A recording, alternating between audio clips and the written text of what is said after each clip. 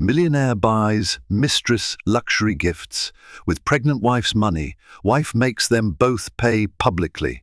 They were the couple everyone envied, wealthy, beautiful, and expecting their first child. The world saw Oliver and Charlene Cooper as the epitome of success, smiling at galas and making heartfelt speeches about family. Behind the scenes, however, a burning secret threatened to tear their carefully curated lives apart. Charlene's joy at soon becoming a mother was overshadowed by one devastating discovery. The luxury gifts her husband showered upon an elusive mistress were paid for with Charlene's own inheritance. Betrayal and scandal ignited a storm, and Charlene was prepared to fight back. But would she dare to expose Oliver, no matter the cost? Charlene Cooper was not just a socialite, she was the heiress to the Wilkerson real estate empire lineage that had solid footing in San Diego's property development sector for over 6 decades. The Wilkerson name was synonymous with old money, refined taste, and philanthropic work that spanned across California. Growing up, Charlene rarely heard a no. Her father, George Wilkerson, had doted on her, granting every request with a smile. Yet despite that gilded upbringing, Charlene carried a soft heart and a genuine desire to do good. When she met Oliver Cooper at a charity event in Los Angeles, their romance played out like a fairy tale. Oliver was a self-made businessman, known for an athletic build that hinted at his college football days and a confident smile that made him an instant crowd favorite. He had built a modest tech startup into a multi-million-dollar operation, impressing the city's financial elite. They fell in love fast, too fast, according to some cynics. But for Charlene, who believed in grand gestures and cosmic connections, their whirlwind engagement and wedding felt like destiny. Marriage brought new joys and new pressures. Charlene found out she was pregnant 6 months into their union. While Oliver celebrated the news publicly, calling himself the luckiest man on earth, Charlene began to notice subtle shifts in his demeanor. He worked later hours, made strange phone calls from the balcony, and sometimes disappeared for business trips on painfully short notice. Charlene's close friend, Laura S. Wilkerson, a distant cousin who had married into another wealthy family, tried warning her that something felt off. But Charlene didn't want to believe Laura's suspicions. Not Oliver, her dream man, the one who had vowed to protect and cherish her. He couldn't possibly betray her. Yet tiny fractures were starting to form. On the day Charlene's pregnancy test came back positive, Oliver had seemed distracted. The typical euphoria of an expecting father lasted mere hours before he slipped out for a supposed investor meeting. Over the next weeks, she saw less of him than ever. The staff at their Beverly Hills mansion began whispering behind her back. Charlene wasn't oblivious. She was heartbroken, but too afraid of the truth to dig deeper. It was her father's unexpected passing that truly opened her eyes.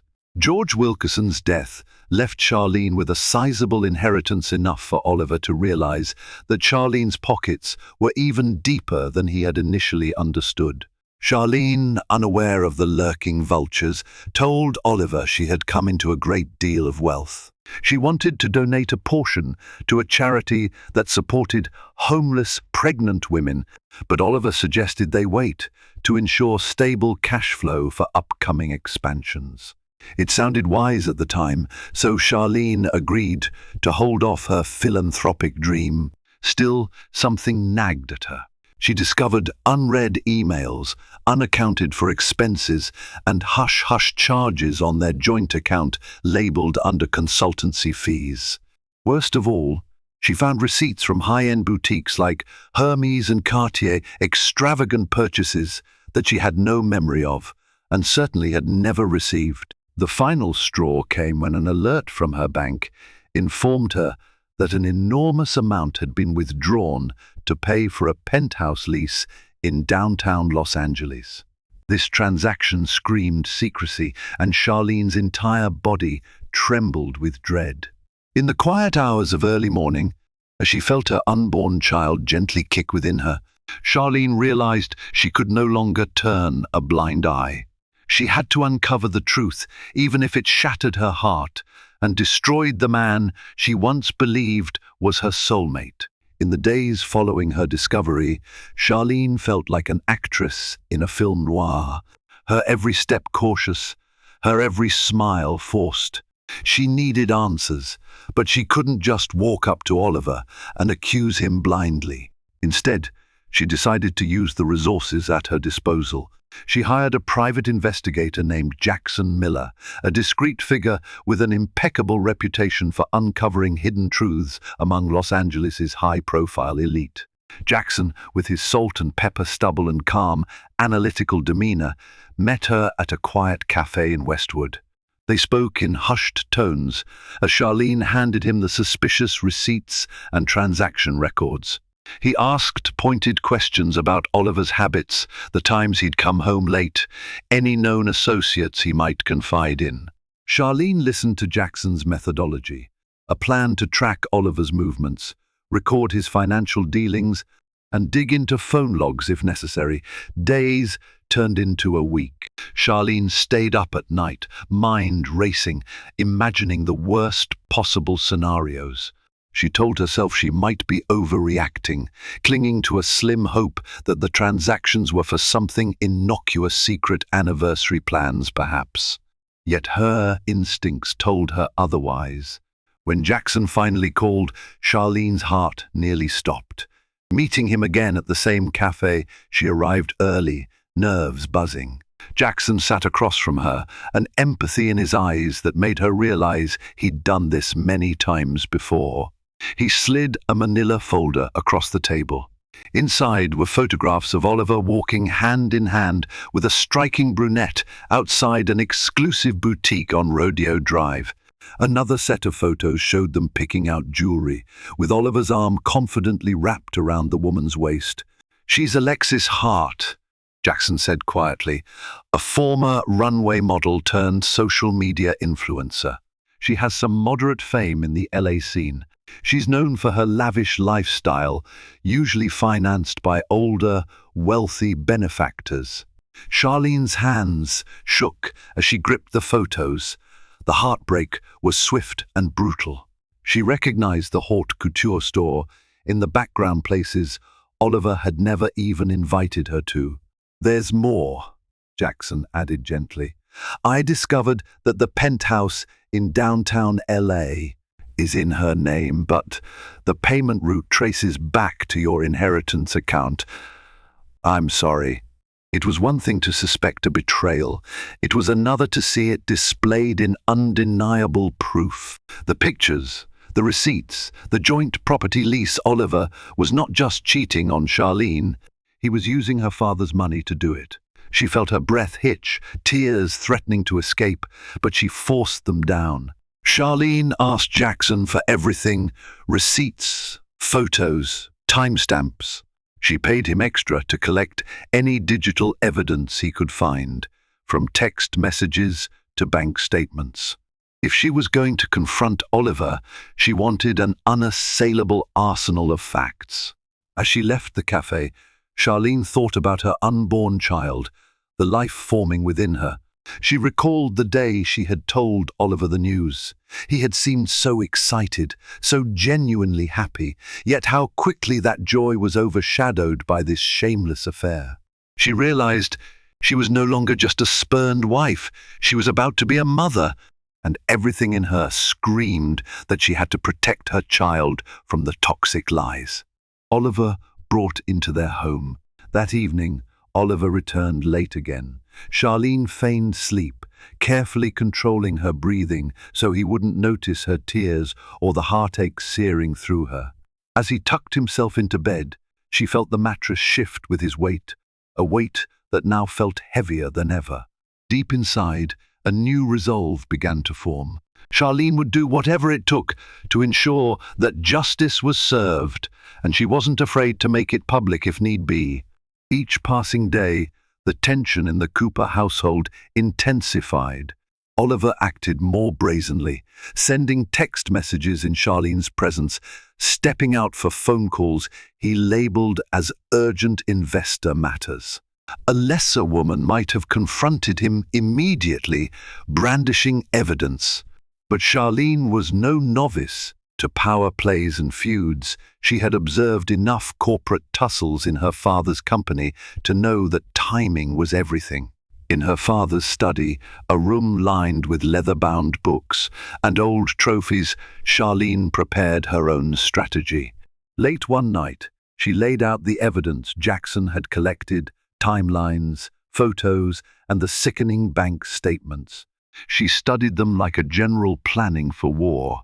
She made sure to store duplicates safely with Laura Wilkerson, her trusted cousin, in case Oliver discovered her plans. Ironically, Oliver's behavior grew kinder during the day, as though he sensed her withdrawal. He started bringing her roses in an attempt to mask his guilt, or maybe to maintain the facade. He accompanied her to a routine prenatal checkup for the first time in weeks, acting every bit the devoted husband. The nurses at the clinic cooed over how lucky Charlene was to have such a supportive partner. The bitterness in her throat made it hard to swallow. One evening, Oliver suggested they dine at Spago in Beverly Hills, a place they often frequented during their courtship. Charlene agreed, thinking it might provide an opportunity to gauge his reactions. The hush of the Michelin-starred restaurant, the attentive waitstaff, and the candle-lit ambiance all felt dreamlike. But beneath the surface, Charlene's anger simmered. Over foie gras and a meticulously prepared lamb dish, Oliver tried to discuss baby names. Charlene forced a smile, swirling her sparkling water while he sipped a vintage red. She asked him if everything was all right at work, if finances were stable. Oliver hesitated, quickly reassuring her that his tech ventures were thriving. "So we're still set on donating to that shelter project, right?"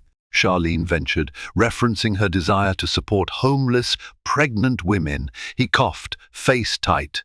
"Yes, of course, but let's hold off until next quarter. I just need to ensure certain expansions go through." Charlene simply nodded, absorbing this new wave of deception. Her father's inheritance was being siphoned for Alexis Hart's penthouse and expensive tastes, yet Oliver continued to manipulate her philanthropic dreams. Back home, he went straight to shower, leaving his phone unlocked on the kitchen counter. Charlene's heart pounded. She told herself she wasn't the type to invade privacy, but the truth was already out there. She was dealing with a man who had no qualms betraying her. Nerves tense, she picked up the phone, scrolling through messages. Most were harmless business chats, but one thread stood out: Alexis.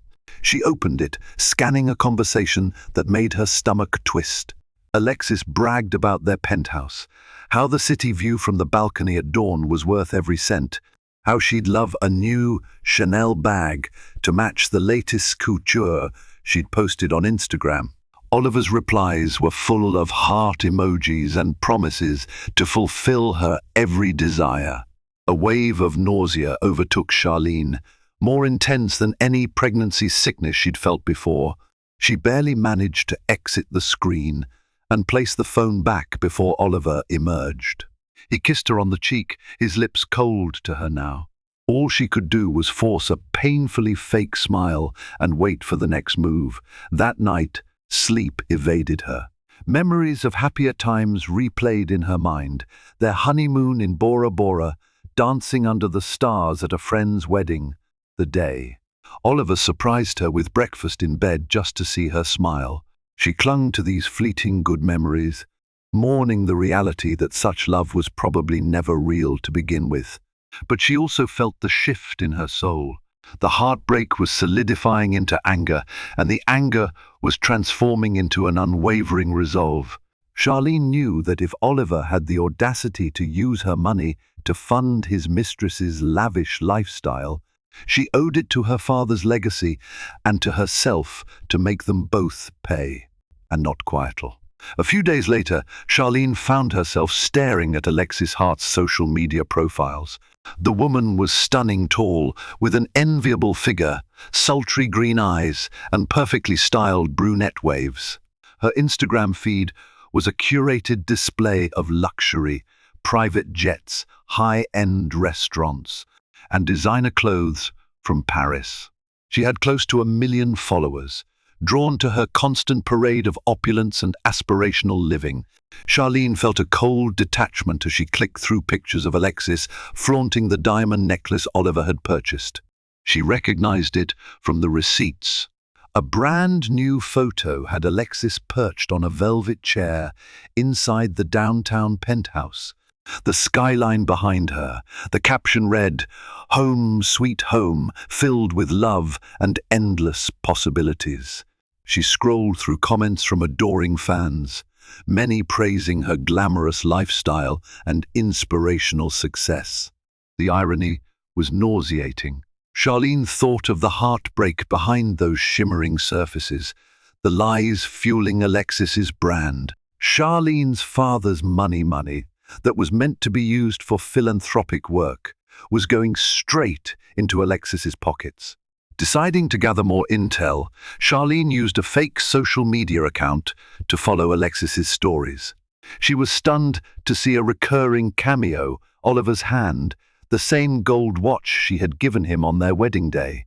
Sometimes Alexis's live videos captured the muffled sound of Oliver's voice in the background. They thought they were being subtle, but for Charlene, it was a direct punch to the gut. Shortly after, Charlene discovered that Alexis was scheduled to attend a fashion event in downtown Los Angeles.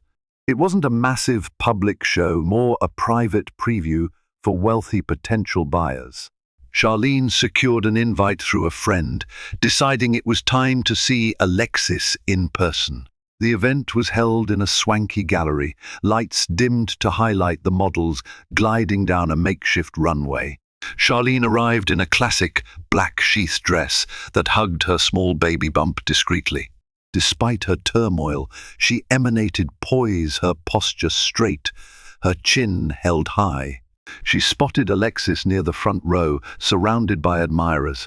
The mistress was elegantly dressed in a gold sequined gown, accessorized with the exact diamond necklace Charlene had seen on Instagram. Her laugh tinkled through the air as she relished the attention. Charlene approached cautiously, not wanting to cause a scene.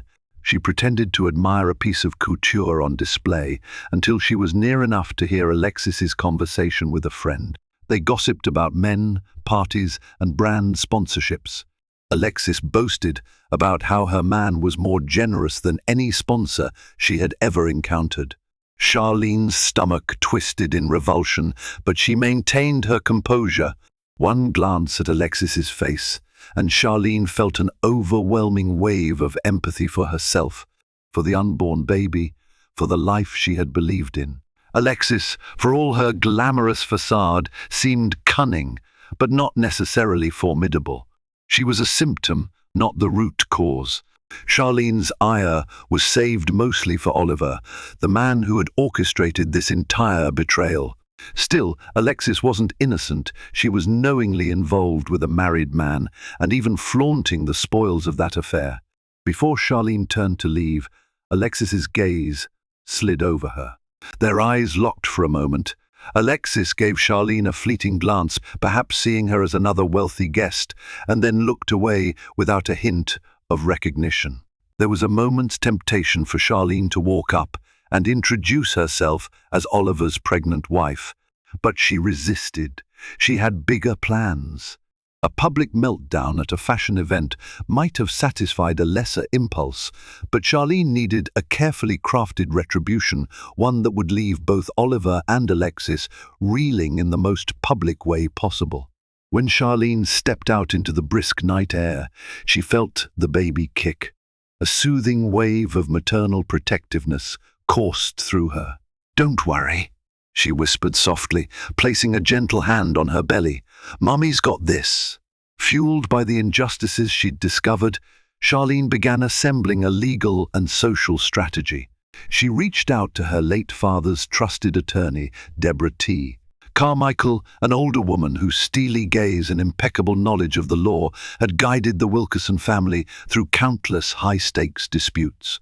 Sitting in Deborah's glass-walled office, Charlene laid out the situation.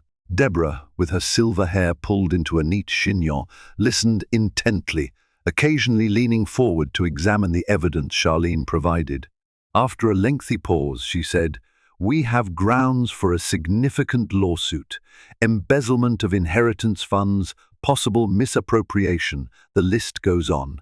But Charlene, you need to be ready for a brutal fight. Oliver might not back down easily, and your personal life will be under public scrutiny."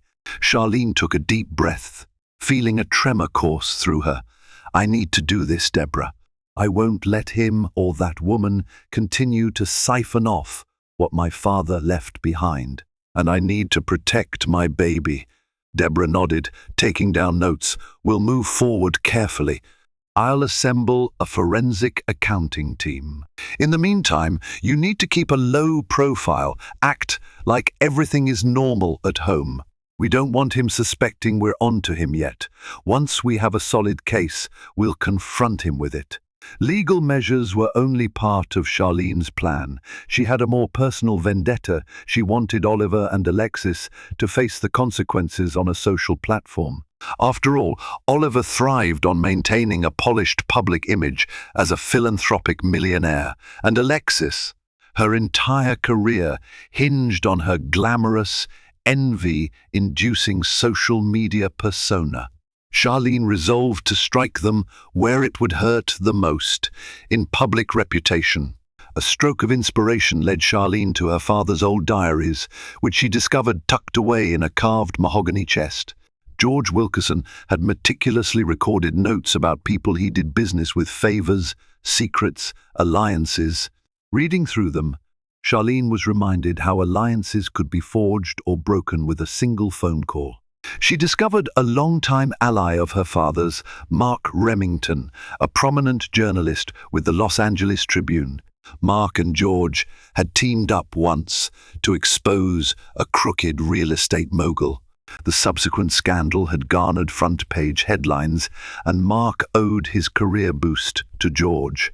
Charlene wasn't sure if Mark would remember her, but she decided to find out. She called the Tribune, leaving a message explaining that she was George Wilkerson's daughter and needed to speak with Mark. Within an hour, she got a call back. Mark's voice was warm with reminiscence as he recounted how much her father had supported him. After exchanging pleasantries, Charlene offered Mark an exclusive story that would expose betrayal, financial misuse, and the lavish downfall of a prominent tech millionaire. Mark hesitated. "This is about Oliver Cooper, isn't it? I've seen him around, and he's something of a rising star in the business section. Are you certain you want to go public?" Charlene's throat tightened. "I'm certain, but I need your promise that this will be handled with integrity. This isn't just gossip, it's about justice and ensuring no one else gets hurt." Mark agreed to meet in person, requesting a time and place. They settled on a discreet cafe near the Tribune's office. As Charlene hung up, she felt a surge of adrenaline.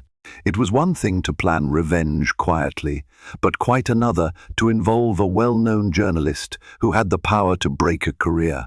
In those days of preparatory hush, Charlene found small comfort in her unborn child's growing kicks. She allowed herself moments of calm, sometimes drifting to the nursery she had started decorating. She would stand there, in the soft glow of pastel paint, letting her imagination wander to a future free from Oliver's deceit. Yet every time she saw Oliver, her resolve hardened. One late night, she heard him chatting on the phone in hushed tones, finishing with "I miss you too," before ending the call. The next morning, he cheerfully asked if she needed anything for her prenatal vitamins. The audacity left her speechless, but it also reaffirmed her mission. She would not remain a helpless victim. Oliver Cooper was not a man who ever considered himself the villain. Born to modest means in Sacramento, he had clawed his way up, starting with a partial football scholarship that got him through college. When an injury ended his sports dreams, he discovered a knack for sales and networking. He joined a tech startup, impressing investors with his bold pitches and near-fearless approach. Over time, he built his own enterprise, Cooper Innovations, attracting venture capital, forging partnerships, and eventually becoming a darling of the tech press. He prided himself on defying expectations. To Oliver, life was a game of strategy, and he believed that moral lines were negotiable if the end justified the means. Meeting Charlene Wilkerson seemed like the perfect alignment of business and pleasure. He was genuinely drawn to her kindness and sophistication, but he was also captivated by the resources she possessed. Their relationship skyrocketed his social standing. Her father's connections opened doors that would have remained locked for years. However, Oliver's appetite for success proved insatiable. He was enthralled by the power he wielded and the attention he could command, especially from women who admired his status. The day he set eyes on Alexis Hart at a high-end nightclub, desire and opportunity collided. He was bored with the predictability of marriage, or so he told himself, and Alexis represented the spark he craved. But Alexis demanded more than mere attention. She wanted designer bags, exclusive penthouse living, and the feeling of being kept by a wealthy lover. Initially, Oliver believed he could handle the financial burden. His ventures were doing well, after all. But soon, Alexis's cravings escalated. She wanted a place bigger than her old condo. She wanted jewelry that would stand out on her Instagram feed. Oliver found ways to sneak money out of joint accounts, forging invoices and funneling funds. When the news of Charlene's inheritance landed, Oliver saw a stopgap solution to maintain Alexis's extravagant tastes until he could close a few major tech deals. It was a gamble, but in his mind, he had it under control. He had no qualms about forging Charlene's signature on certain transactions or convincing her that the funds were tied up in essential expansions. He believed Charlene would never suspect. She was gentle, trusting, and occupied with her pregnancy. Little did he know, behind Charlene's calm demeanor lay the iron will of George Wilkerson's daughter. One afternoon, as he sipped a whiskey at a private lounge, Oliver scrolled through Alexis's latest Instagram photos. His chest puffed with pride at the thought of having such a dazzling woman by his side, albeit in secret. Alexis's messages demanded a new Hermes Birkin bag she had spotted. Oliver texted back with reassurance, hoping she'd remain satisfied for a while longer. Within a few minutes, Charlene called. Oliver almost didn't answer, but something in her voicemail, "We need to talk about something important," made him pick up. She requested he come home early for dinner, sounding sweet yet firm. Oliver felt a prickle of uncertainty. Charlene rarely insisted on altering his schedule, but he brushed it off, thinking perhaps she wanted to share some baby-related development. Oliver had no clue that the carefully laid trap was about to snap shut around him. He still believed he was the master of his own destiny, orchestrating two separate worlds without consequence. What he failed to realize was that his illusions were hanging by a thread, and Charlene held the scissors. Charlene decided the moment had come to set her plan in motion.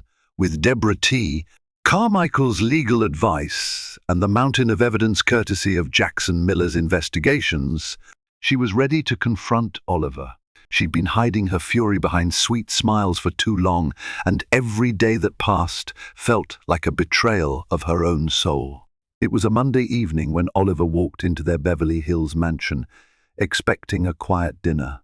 Instead, he found Charlene sitting in the living room, dressed in a simple but elegant navy blue blouse, her hair pulled back, her expression unreadable. On the table before her lay two neatly stacked piles of papers and a laptop. Oliver frowned, loosening his tie. "What's all this?" he asked, forcing a chuckle. "You look serious." Charlene gestured for him to sit. "We need to talk, Oliver."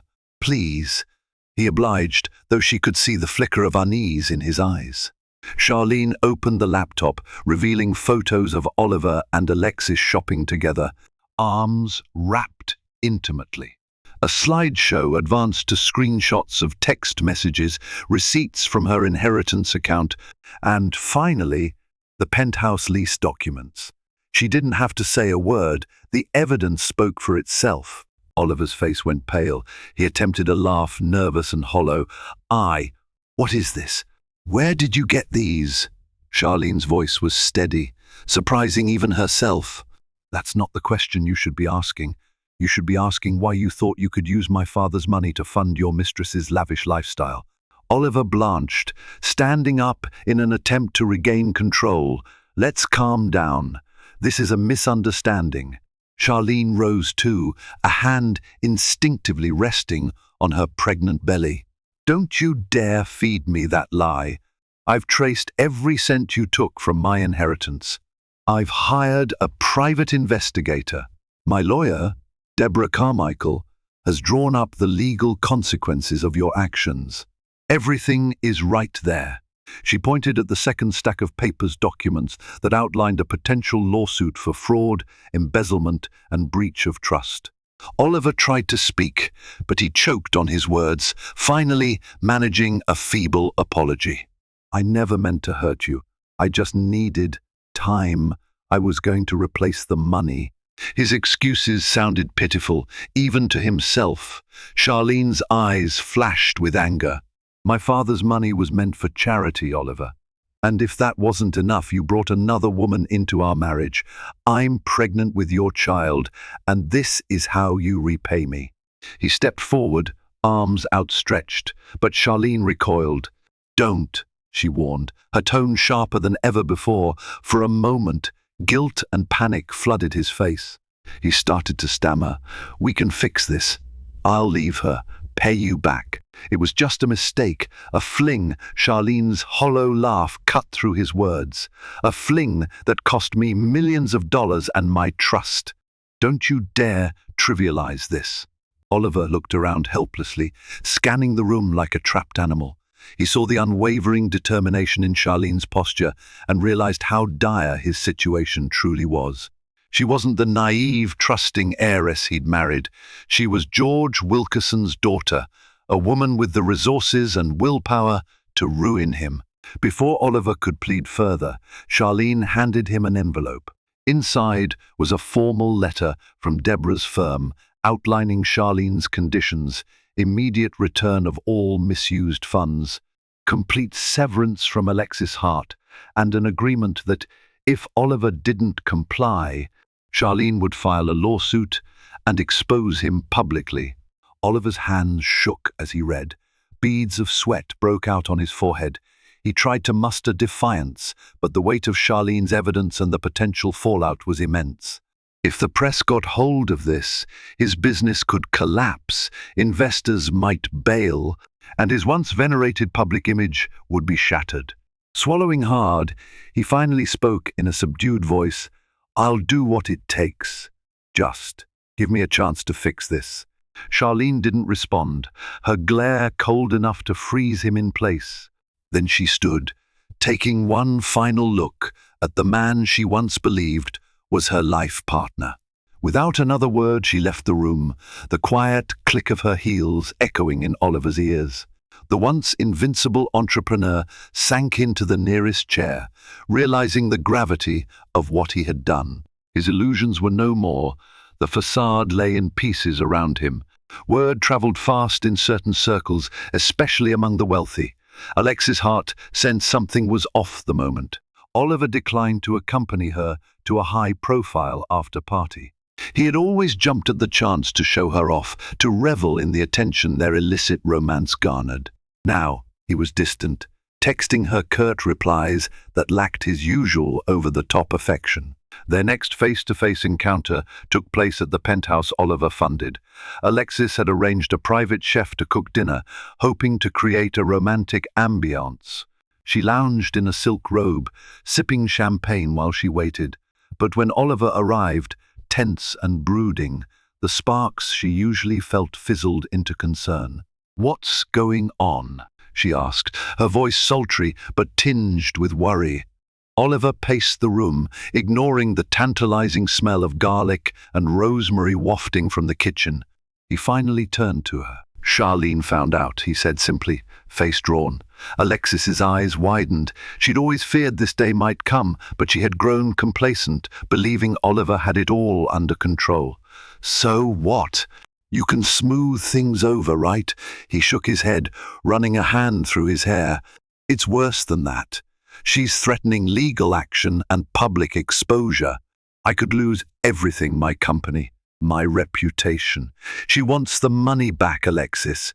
Millions of dollars." Alexis's mouth fell open. She was not just an idle bystander in this drama. If Oliver's finances were frozen or compromised, she'd lose the lifestyle she'd grown to love. "What about me?" she demanded, voice sharp with panic. "We have a lease here. Is she shutting that down too?" Oliver nodded grimly. "Yes, she wants me to cut ties immediately." Alexis's lip curled in frustration. She had no intention of giving up her penthouse or the benefits she reaped from being Oliver's mistress. She'd invested time in him, in their brand of secrecy, and she wasn't about to watch it vanish. "Then fight her," Alexis snapped. "Hire the best lawyers. She can't just ruin your life because of a marital spat." Oliver laughed bitterly. "Marital spat? You don't understand. She has evidence of misappropriating her inheritance. She can press charges. The court will side with her, and I'll be labeled a thief." Alexis's expression hardened. Fear and anger churned within her. "You told me you had this under control, that your marriage was more of a facade, and you could get the money whenever you wanted." He flinched. "It's complicated, Alexis. Charlene's father was a powerful man, and she inherited not just money, but influence. People are lining up to help her, and she's pregnant with my child. Even the optics of that are damning for me." Something unreadable flickered in Alexis's eyes, perhaps a momentary guilt. Then, just as swiftly, it was replaced by self-preservation. "What do you plan to do? Beg her forgiveness? Maybe you should just divorce her. Then we can finally be together openly." Oliver glared at her, frustration welling up. "Don't you get it? A divorce would be a nightmare right now. She'd drag me through the courts, and I'd lose all support from my investors. They don't want to be associated with scandal. And with the baby on the way, she'd get sympathy, and I'd be a pariah." Alexis sighed, sinking onto the tufted velvet couch. "Fine, you handle the legal mess. But don't expect me to sit around waiting. I have to protect my own interests." Oliver stared at her, realization dawning that Alexis's devotion was as conditional as her lifestyle was extravagant. He had hoped for support, maybe an embrace that would ease his anxiety. Instead, her cold practicality only underscored the fact that she was with him for what he could provide. "I can't keep funding everything," he admitted, voice weary. "Charlene wants the money returned. I'll try to stall, but eventually I have to close deals to pay back what I took." Alexis's expression darkened at the suggestion that the money flow might stop. She rose, crossing her arms. "You'd better figure out a way to fix this, Oliver. I'm not going back to some dingy apartment or giving up the lifestyle I've built. If you let her win, you'll lose me too." Her ultimatum hit him like a slap. He realized that in his quest for success and pleasure, he'd bound himself to two demanding women, one with legitimate moral and legal standing, and the other with a voracious appetite for luxury. As Alexis retreated to the bedroom, slamming the door behind her, Oliver sank into a chair, burying his face in his hands. In that moment, he felt the walls closing in. There was no easy path forward. If he complied with Charlene, Alexis would likely walk away, leaving him high and dry. If he fought Charlene, he risked public disgrace and possible legal ruin. Faced with these impossible choices, Oliver finally understood that his empire built on lies and grand illusions was on the brink of collapse. While Oliver floundered, Charlene assembled a circle of support that fortified her resolve. She confided in Laura Wilkerson, her trusted cousin and friend, who offered emotional solace and practical help. Laura connected Charlene with a public relations consultant, Samantha Layton, well known for handling high-profile scandals. Samantha had a polished demeanor, her every word measured as she addressed Charlene's concerns in her sleek downtown office. "Your story is compelling," Samantha noted, scanning the summary of Charlene's predicament. A pregnant heiress, betrayed by her husband, who used her inheritance to spoil a mistress. It's headline gold, but we must manage the narrative carefully, or it could spiral out of control. Charlene nodded. "I don't want to be seen as vindictive, but I need justice, and I won't stand by while my father's legacy is exploited for someone else's greed." Samantha offered a small smile. "Understood. We'll position you as a woman standing up for her unborn child's future and safeguarding charitable interests. This is about more than revenge, it's about principle." Meanwhile, Deborah Carmichael was finalizing the legal angle. She arranged a meeting with Oliver's lawyers to present Charlene's demands: immediate repayment of the stolen funds, a transfer of any assets purchased with her inheritance back to her name, and a formal separation agreement that protected Charlene from any further financial wrongdoing. If Oliver refused, a lawsuit would proceed. Charlene was also preparing for her clandestine meeting with Mark Remington, the journalist. She knew that if Oliver tried to strong-arm her or manipulate public sentiment, she would have an ally in the press. Late one afternoon, she slipped on a simple beige trench coat, pulled her hair into a low ponytail, and headed to a small cafe near the Los Angeles Tribune's office. Mark Remington was already seated at a corner table, nursing a cappuccino. He stood when he saw her, greeting her with a warm handshake.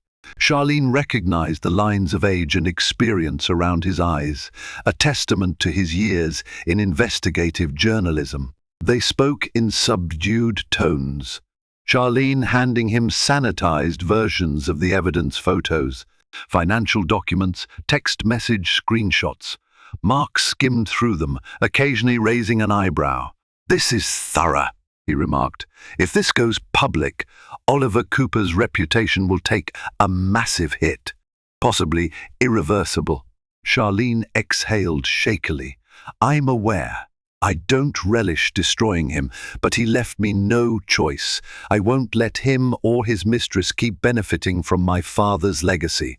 Mark leaned in, eyes earnest. "I'll do this story justice. I owe your father a lot, and I respect you for how you're handling this. Just be prepared. Once it's out there, you can't control every headline." Charlene nodded. She knew the risk, but it was one she was willing to take. In the days that followed, Charlene continued her routine as if nothing were amiss. She attended prenatal yoga sessions, visited her doctor, and occasionally appeared at society luncheons. Yet beneath the surface calm, she was orchestrating the downfall of the man who had wronged her. Oliver sensed her quiet determination, and it made him restless. He spent hours on the phone with potential investors, desperate to secure funds to repay Charlene. But rumors started swirling that Oliver Cooper was in financial trouble, and potential backers grew wary. Alexis grew impatient too. She posted cryptic messages on social media about undying love, turning into betrayal, likely aimed at stirring sympathy. But the more her followers asked questions, the more Alexis retreated into cryptic silence, perhaps realizing that Charlene's wrath could explode any day now. And so the stage was set. Charlene stood, strong and resolute, armed with legal, PR, and journalistic firepower. Oliver flailed between desperation and denial, while Alexis feared losing her golden goose. The world outside remained oblivious for the moment, but soon the carefully constructed illusions would crumble in a blaze of public scandal. Charlene could almost taste the retribution, and she knew it would be served cold. The unraveling began on a crisp Wednesday morning when the Los Angeles Tribune ran a front-page teaser: high-profile tech entrepreneur accused of misusing wife's inheritance. Though the article did not name Oliver directly, those in elite circles recognized the clues pointing to Cooper innovations. Within hours, social media started buzzing. The cryptic references matched rumors of Oliver's recent desperation to secure funds, and the name Charlene Wilkerson Cooper trended on local Twitter feeds. Paparazzi camped outside their mansion, trying to capture the first shots of the wealthy heiress at the center of the scandal. Oliver woke to a barrage of phone calls and texts from colleagues, investors, and even relatives who had read the story. He rushed downstairs, where Charlene calmly sipped tea at the dining room table, a copy of the Los Angeles Tribune laid out next to her plate. "What did you do?" he demanded, voice hoarse. She met his gaze unflinching. "I gave them the truth," she said simply. He inhaled sharply. "You've put my entire company at risk. Do you know how this makes me look?" Charlene stood, her pregnant belly prominent beneath her blouse. "Yes, I do. And you're the one who put us here. Now it's time to face the consequences." Oliver shook his head in disbelief. Before he could say more, his phone rang again. He retreated to his study, slamming the door behind him. Charlene could hear his muffled voice, shouting something about media spin and damage control. By midday, a second wave of online articles appeared, some even naming Alexis Hart as a possible mistress. Alexis's Instagram followers flooded her posts with questions. Instead of responding, Alexis turned off comments, fueling further speculation. Soon, national gossip columns picked up the story, hungry to showcase a salacious tale of betrayal and scandal. Charlene's phone buzzed incessantly with messages of support from friends and family, plus the occasional harassing call from curious strangers. Laura Wilkerson came by to check on Charlene, offering to help manage the chaos. Meanwhile, Samantha Layton, Charlene's PR consultant, was busy issuing statements. Mrs. Cooper prioritizes her unborn child's well-being and is cooperating fully with legal proceedings to reclaim misused funds. She remains committed to charitable initiatives, despite the challenging circumstances. Investors in Cooper Innovations began to panic. Some threatened to pull out if Oliver did not address the allegations immediately and clear his name. Desperate to salvage his company, Oliver arranged a press conference for the following day at a luxury hotel in downtown Los Angeles. Charlene stayed silent that evening, ignoring Oliver's attempts to discuss strategy. She retired to the nursery, gently running her hands over the crib she had picked out weeks ago, her mind replaying the chain of events that led them to this precipice. Though she felt a twinge of sorrow for the public nature of the scandal, her conviction held firm Oliver had to be held accountable. That night, the media frenzy exploded. Popular talk shows hosted panels discussing the riches to rags angle, speculation about prenups, and the morality of Oliver's actions. On one late-night show, a comedian quipped, "Misusing your pregnant wife's inheritance to fund a mistress? In LA, that's like trying to swim with sharks while bleeding. Bad idea." Charlene went to bed early, telling herself that tomorrow would be the beginning of the end. As she switched off the lights, she felt the baby kick and whispered a promise to her child: "This chaos won't define us. I'll make sure of it." Outside, the press huddled in clusters, cameras flashing whenever a light turned on in the windows. Inside, the once luxurious fortress felt like a cage of secrets and sorrow. And somewhere across town, Alexis Hart watched her phone, dread filling her heart as she realized she was not merely a bystander, she was about to be publicly named and shamed as well. The next morning, Oliver stood behind a podium in the opulent ballroom of the Regency Hotel. He wore a tailored suit, trying to project calm authority, yet his hands shook as he adjusted the microphone. Rows of reporters, photographers, and camera crews filled the space, waiting to broadcast his statement live. Charlene opted not to attend in person. Instead, she watched the live stream from the comfort of her father's study, with Laura by her side. It wasn't her place to shield Oliver from the consequences. This was his mess. Clearing his throat, Oliver began, "I'd like to address the recent allegations circulating in the media. First, I want to make it clear that I have the utmost respect for my wife, Charlene Cooper, and her family legacy. Any suggestion that I have intentionally misappropriated funds is premature and not based on the full facts." His speech was carefully scripted, peppered with phrases like misunderstanding and temporary financial reallocation. He dodged direct mention of Alexis Hart, only vaguely referring to private matters that do not concern the public. Reporters unleashed a flurry of questions. "Is it true you used your wife's inheritance for personal gain? Have you been unfaithful to your wife, who is pregnant with your child? What about the penthouse property leased in Alexis Hart's name?" Oliver's calm facade began to crack. He tried to deflect, insisting that no wrongdoing occurred, but the wave of skepticism was overwhelming. The final straw came when a tenacious reporter from a local affiliate stood up and said, "We have documents showing your signature authorizing transfers from your wife's inheritance to fund the lease of Miss Hart's penthouse." "Care to comment?" Oliver stammered. The entire ballroom seemed to collectively hold its breath. Finally he mumbled, "I have no comment on Miss Hart's personal finances." Camera shutters clicked frantically, capturing the moment. Online, viewers mocked him on social media for his non-denial.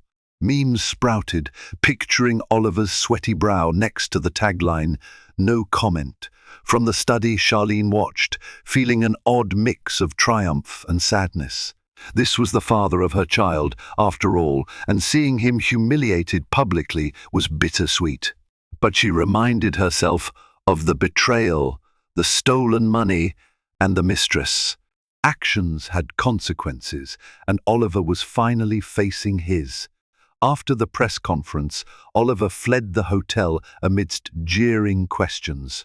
His phone lit up with missed calls and messages from business partners. He tried calling Charlene, but she didn't pick up.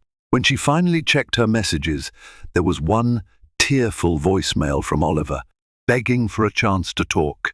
She ignored it, letting her lawyer Deborah handle all formal communications. News coverage that evening was brutal, with every network dissecting Oliver's shaky performance. Some panelists predicted a swift downfall for Cooper Innovations. Stocks tied to his ventures took a hit as anxious investors bailed. Meanwhile, tabloids emblazoned images of Alexis, dredging up her modeling past and speculation about her connection to Oliver. At a small bar on the outskirts of town, Alexis Hart watched the broadcast with a sinking feeling. A friend tapped her shoulder sympathetically, but Alexis shrugged it off, her mind whirling. She realized her chance of forging a respectable public image was slipping away. She cursed Oliver for his failure to control the narrative. In the hours that followed, Charlene received a supportive call from Mark Remington at the Los Angeles Tribune. "Well, that was quite the show," he remarked. "Are you satisfied?" Charlene sighed. "It's not over yet, but this is the start of him taking responsibility. Thank you for exposing the story with integrity, Mark." He wished her well, and Charlene ended the call, sinking back into the leather chair in her father's study. Laura squeezed her hand, offering a gentle smile. "You did the right thing," Laura said. "Your father would be proud." Exhausted, Charlene allowed herself a rare moment of vulnerability. She knew she was forever changed by this ordeal. But as she stroked her belly, she silently vowed that her child's life would be built on honesty, love, and dignity, everything Oliver had so woefully betrayed. In the wake of Oliver's disastrous press conference, Alexis Hart found herself at the center of a spiraling scandal. Hounded by trolls and abandoned by sponsors, she hid in the penthouse, watching her once glamorous life crumble. She repeatedly called Oliver, but he offered no solutions. His resources were now diverted to crisis management. Desperate, Alexis agreed to an exclusive tabloid interview, hoping to salvage her reputation. Her plan backfired spectacularly. She stumbled over her lies, contradicting herself on camera and exposing how deeply she'd known about Charlene's inheritance. The public turned on her, mocking her attempts at portraying herself as a victim. Brands cut ties, and her agent dropped her altogether. Realizing she had lost her golden ticket, Alexis packed up the designer items Oliver had bought her. With a final, scornful text to him, "I'm done. Good luck with your mess." She fled Los Angeles, leaving behind a ruinous legacy as the mistress who fell from grace. With Alexis gone, Oliver found himself cornered, facing a wife armed with an army of attorneys and a brewing lawsuit that threatened to dismantle his entire empire. Deborah T. Carmichael finalized the formal complaint, detailing every instance of financial misappropriation. The documents demanded full restitution, punitive damages, and legal fees. Charlene sent Oliver a final ultimatum through Deborah: settle out of court under these terms or face a very public trial. The settlement terms included: 1. Immediate transfer of any remaining misused funds back to Charlene's account. 2. Liquidation of certain Cooper Innovations assets to repay her inheritance. 3. A public apology and acknowledgement of wrongdoing. 4. An agreement that Charlene would maintain full custody of their unborn child, with Oliver having supervised visitation unless future court orders stipulated otherwise. Oliver balked at the custody demand, but even he recognized he had no leverage left. His name was mud in the media, investors were distancing themselves, and every day brought new rumors about potential lawsuits from minority shareholders who felt misled. At a final negotiation session, Oliver arrived looking haggard, dark circles under his eyes, his once confident posture deflated. Charlene sat across a mahogany table, Deborah by her side. The tension in the air was palpable. "What do you want from me?" Oliver asked, voice hollow. "My company is in shambles. I can't magically produce millions overnight." Charlene stared at him, remembering the charming suitor who once vowed eternal devotion. That man was gone, replaced by a shell. "Figure it out," she replied coldly. "Sell your shares. Downsize operations, do whatever it takes. I'm not responsible for your choices." Oliver's eyes flickered with a mixture of shame and desperation. He turned to Deborah, attempting to negotiate the custody terms, but Charlene stood firm. "My child will not be subjected to your toxic lifestyle. Earn the right to be in their life again." Deborah slid the settlement papers across the table. Oliver took a shaky breath and scribbled his signature. The weight of finality descended on the room. From her seat, Charlene tried to steady the tremor in her hand. She had envisioned a different future, a family united, love thriving, but life had taken a cruel turn.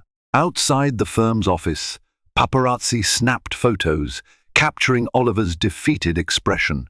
He muttered a short no comment before ducking into a waiting car. Charlene followed after some moments, her composure intact. She had just won a crucial victory, but her heart felt heavy. Still, she reminded herself that this step was necessary to secure her baby's future. The stolen inheritance would be reclaimed, Oliver would be forced to atone, and the public had seen the truth of his betrayal. As the legal dust began to settle, Charlene could see the road ahead, one that involved single motherhood, healing, and rebuilding her life free from deceit. Now, only the final chapter remained, turning this painful saga into something meaningful, not just for her, but for the causes her father cared about. Charlene intended to ensure that out of the ashes of this scandal, a brighter, more hopeful legacy would shine.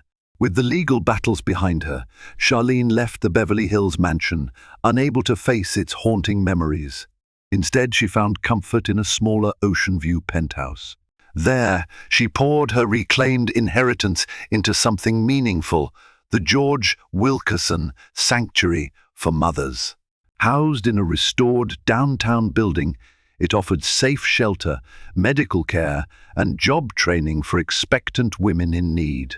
At the sanctuary's opening ceremony, Charlene stood before a modest crowd. Months of scandal and heartbreak had led her here, but she felt more empowered than ever. She publicly honored her late father's legacy, vowing that the foundation would extend hope to those most vulnerable. Oliver Cooper, left reeling by his downfall, sold off parts of Cooper Innovations to repay what he'd taken. He sent Charlene a letter admitting regret and asked to see their child someday. She didn't respond immediately. Trust would take time to rebuild, if ever. Eventually, Charlene welcomed a healthy baby girl, Georgina, named after her father. Holding her daughter in the hospital's soft morning light, Charlene was filled with renewed hope. She had survived betrayal and public scrutiny, emerging with a clear purpose to raise her child in a world guided by honesty, compassion, and her father's enduring spirit. And so ends the tumultuous tale of wealth, betrayal, and justice. Charlene's world was turned upside down when her husband, Oliver, funneled her inheritance into a luxury lifestyle with his mistress, Alexis. Yet, through heartbreak, legal warfare, and a media storm, Charlene found her resolve. She reclaimed not just her father's legacy, but her own power and dignity. Oliver and Alexis paid the ultimate price, public humiliation and shattered reputations, forced to face the consequences of their selfish desires.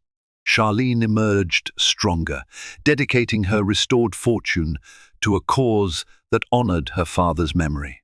Even as a single mother, she found purpose in nurturing new life, her baby girl, Georgina, and helping vulnerable mothers in need.